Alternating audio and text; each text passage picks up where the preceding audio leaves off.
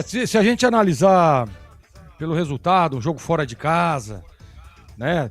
Aí ia dizer, poxa vida, né? Foi um bom resultado. Pra estar fora de casa é sempre um bom resultado. Mas é só pegar, né? O time da Ferroviária. É só pegar o último resultado do Guarani jogando em casa. Que ele empatou com o fraquíssimo Itabaiana. E eu vou dizer, eu vou mais além, hein?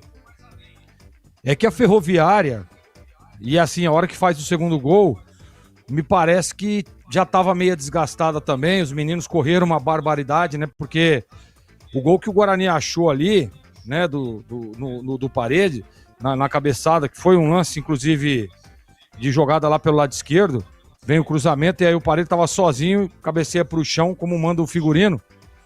Mas foi erro de posicionamento da Ferroviária, que se tá bem ajustada, se tá bem organizado, o Guarani tinha sido derrotado.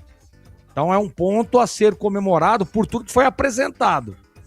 Mas o torcedor não aguenta mais, né, Edu? Sabe por quê? Porque, assim, o Guarani é um dos melhores times da Série C. Pra mim é o melhor, tá? Tecnicamente falando, e aí analisando jogador por jogador. A folha do Guarani é uma das maiores da Série C. Vai ter que brigar pra subir, certo? Hoje é a 4ª rodada, o Guarani tá em 10º. Olha pra você ver o tamanho da encrenca. Olha pra você ver. Se lembra aquele jogo lá contra o Maranhão? Que não, porque foi difícil, porque o gramado era ruim, o clima era isso, era aquilo, gente. O Guarani tá disputando Série C. E tem que colocar na cabeça desse treinador que o Guarani é um gigante na Série C. Que tem que voltar rapidamente pra Série B, e da Série B voltar pra Série A. É isso que tem que pensar. Tá pensando muito pequeno. Vai enfrentar um time que é praticamente um sub-20 do time da Ferroviária. Pô, o Roger tava falando e é verdade. Pô, a Ferroviária tá fazendo substituições, mas peraí, não tá jogando com o time reserva? E quem que tá entrando? É o reserva do reserva. E ainda o Guarani consegue empatar jogando em Araraquara. Então realmente tá ruim. Olha, eu respeito demais o Hélio Cizenando, mas respeito mesmo.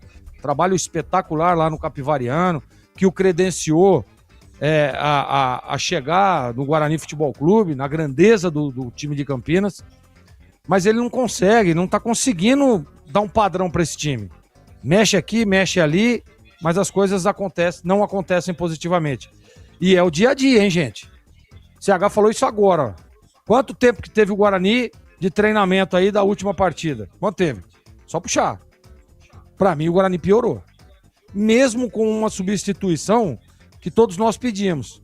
Ó, tem que entrar alguém ali na vaga, tem que tirar o Rafael, né? O Rafael não é que tá jogando mal, mas tem que tirar, o Guarani tem que ser um pouco mais agressivo, E aí ele vem, só que é lampejos de bons momentos, né? O Guarani tinha um bom momento ali, empatou o jogo no primeiro tempo, cresceu, tal, poderia ter feito o segundo, volta pro segundo tempo, mal de novo. E aí não consegue. E o que fica? Fica um time muito previsível. Muito previsível. Hoje tá muito fácil jogar contra o Guarani, Edu. Você monta ali, você olha o Guarani jogando, ele vai do começo até o fim. Faz as substituições, mas o posicionamento, a estratégia, ela não muda.